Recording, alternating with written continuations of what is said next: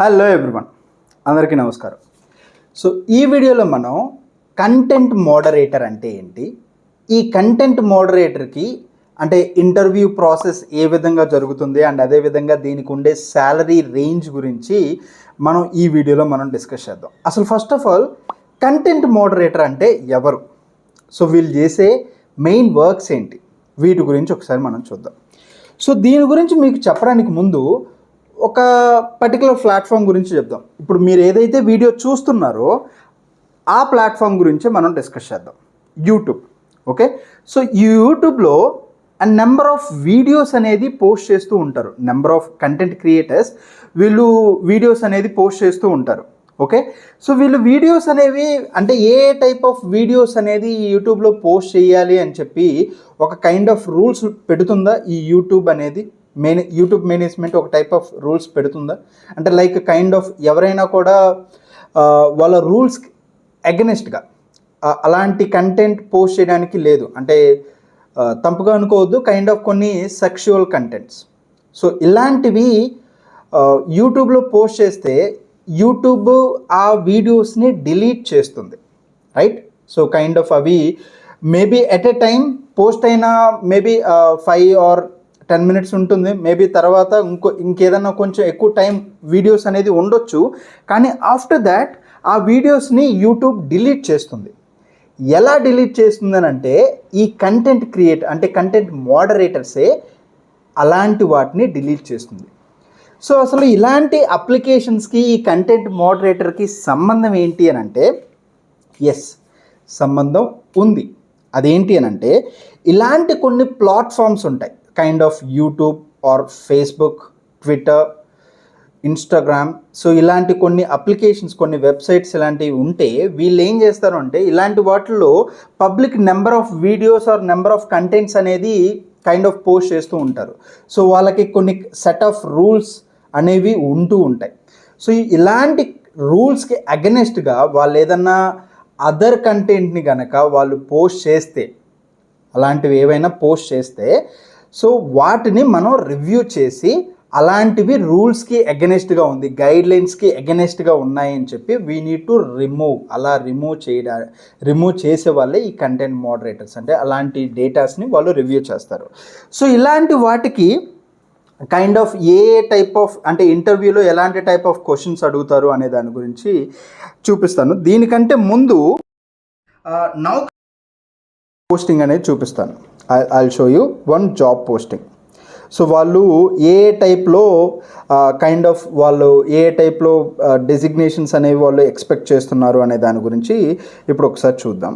So మెయిన్గా ఈ content moderators ఎవరైతే ఉన్నారో వాళ్ళకి లాంగ్వేజ్ అనేది దాని మీద ఒక గ్రిప్ అనేది ఉండాలి. ఎందుకు అని అంటే బికాస్ ఏదైనా కూడా కంటెంట్ అనేది ఇంగ్లీష్లో పోస్ట్ చేస్తూ ఉంటారు. సో ఇంగ్లీష్ మీద ఒక కమాండ్ ఉండాలి. So we need to right the English, అంటే రాయాలి అండ్ అదేవిధంగా దాన్ని చదవగలగాలి, ఫ్లూయెంట్గా చదవగలగాలి, దాన్ని అర్థం చేసుకోవాలి. సో ఇలా పాసిబిలిటీ ఉంటేనే మీరు అలాంటి జాబ్స్కి ఎలిజిబుల్ అవుతారు. బికాస్ పోస్ట్ చేసే కంటెంట్ ఏదైతే ఉందో అది అర్థం కాకుండా మీరు ఎలా రివ్యూ చేస్తారు? It's not possible, right? So ఖచ్చితంగా లాంగ్వేజ్ మీద ఒక కమాండ్ అనేది ఉండాలి. సో మీకు ఒకవేళ మల్టీ లాంగ్వేజెస్ మీకు వచ్చు అని అంటే డెఫినెట్లీ మీకు అడ్వాంటేజ్ అనేది ఉంటుంది.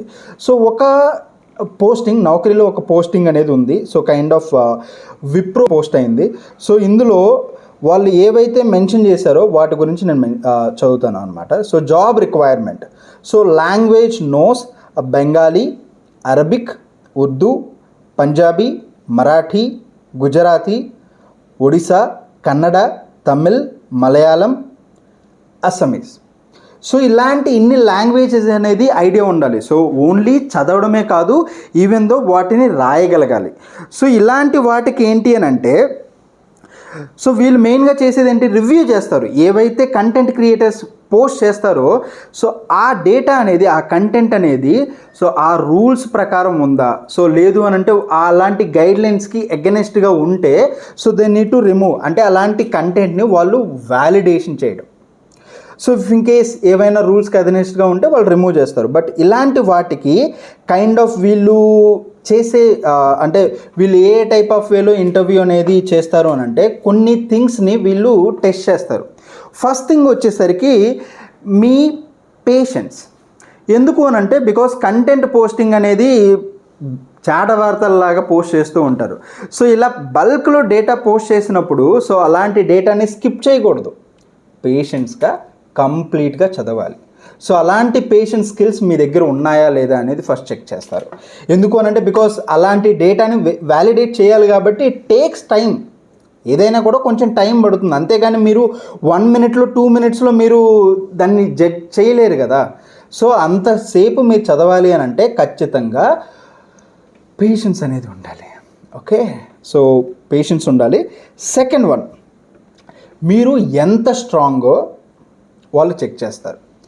ఏంటి అంటే లైక్ మీరు మెంటల్గా ఎంత స్ట్రాంగో చెక్ చేస్తారు. వై? బికాస్ ఇది ఎందుకు నేను చెప్తున్నాను అంటే బికాస్ పబ్లిక్ ప్లాట్ఫామ్లో nowadays sexual related information kind of ఇలాంటి పోస్టింగ్స్ అనేది చేస్తూ ఉంటారు. సో ఇలాంటి పోస్టింగ్స్ అనేది చేస్తూ ఉన్నప్పుడు ఇప్పుడు మీరు అలాంటి కంటెంట్ చదవాల్సి వస్తుంది. కైండ్ ఆఫ్ సెక్షువల్ రిలేటెడ్ వాళ్ళు ఏదైతే పోస్ట్ చేశారో దాని కంటెంట్ చదవాల్సి వస్తుంది. లేదు అని అంటే అలాంటి వీడియోస్ చూడాల్సి వస్తుంది. బికాస్ మీరు కంప్లీట్గా చూసిన తర్వాతనే మీరు వాటిని జడ్జ్ చేయగలుగుతారు. సో ఇది రూల్స్కి అగెనెస్ట్గా ఉందా, లేదు అని అంటే రూల్స్ అండర్లోనే ఉందా అనేది మీరు కంప్లీట్గా దాని గురించి చదివాక లేదు అంటే చూసిన తర్వాత మాత్రమే దాన్ని you can judge, right? So అలాంటప్పుడు మీ మెంటల్ స్టేటస్ ఏంటి, like when you are watching some kind of adult related things, but మీరు ఎంత లైక్ కన్వీనియంట్గా ఉన్నారు, మీరు దానికి కంఫర్టబుల్లా కాదా, ఇలాంటి మెంటల్ ఆర్ఎల్స్ మీరు ఎంత కరెక్ట్గా ఉన్నారు అనేది వాళ్ళు చెక్ చేస్తూ ఉంటారు. అండ్ అదే విధంగా సో ఇక్కడ మెన్షన్ చేసింది కూడా అదే స్కిల్ అనేది మెన్షన్ చేసింది కూడా అదే. Should be ready and comfortable in viewing content related to adult, sexual, abusive. So ఇలాంటి రిలేటెడ్ అంటే అడల్ట్ రిలేటెడ్ కంటెంట్ కానీ, సెక్షువల్ రిలేటెడ్ కానీ, అబ్యూసివ్ రిలేటెడ్ కానీ ఇలాంటి కంటెంట్స్ని మీరు చూడడానికి మీరు కంఫర్టబుల్గా ఉండాలి. That is the first thing. So second one వచ్చేసరికి strong analytical and problem solving skills. So ప్రతి ఒక్కదానికి you need to judge.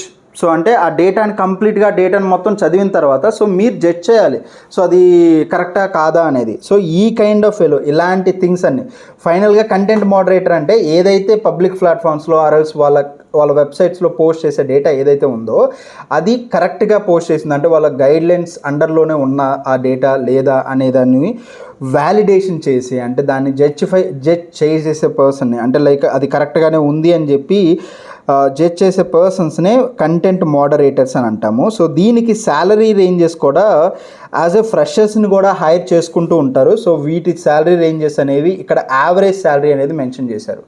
So if you can see average salary kind of minimum salary 1.2 lakh per annum, average salary అనేది 3 lakh అనేది ఇచ్చారు. So from 2.2 నుంచి 5 lakh వరకు based on your experience you can expect the salary అనమాట. So I hope what is mean by content moderator and ఇతను చేసే works ఏంటి, లేదు అని అంటే ఈ కంటెంట్ మోడరేటర్గా మీరు ఏదైనా ఒక ఇంటర్వ్యూ అనేది అటెంప్ట్ చేస్తే ఏ టైప్ ఆఫ్ క్వశ్చన్స్ మిమ్మల్ని అడుగుతారు అనే దాని గురించి ఎంతో కొంత ఒక ఐడియా వచ్చిందని అనుకుంటున్నాను. So if you had any doubts related to kind of this content moderator or any other topic గురించి మీకు ఏదైనా డౌట్ ఉంటే సో దాన్ని కామెంట్ సెక్షన్లో పెడితే నేను దాని మీద వీడియో చేయడానికి ట్రై చేస్తాను. అండ్ అదేవిధంగా ఈ వీడియో మీకు నచ్చినట్టయితే ప్లీజ్ లైక్ చేయండి. మీరు చేసే ఒక చిన్న లైక్ నాకు ఇలాంటి ఇంకా పెద్ద సపోర్ట్ని ఇస్తుంది ఇలాంటి చాలా వీడియోస్ని చేయడం కోసం.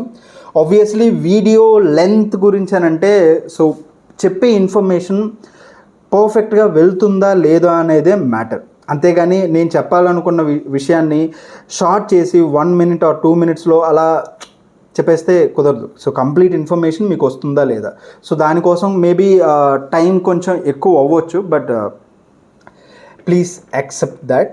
Okay, so please I need your support. Please subscribe and please like and please share this video to your friends. Thank you so much and all the best.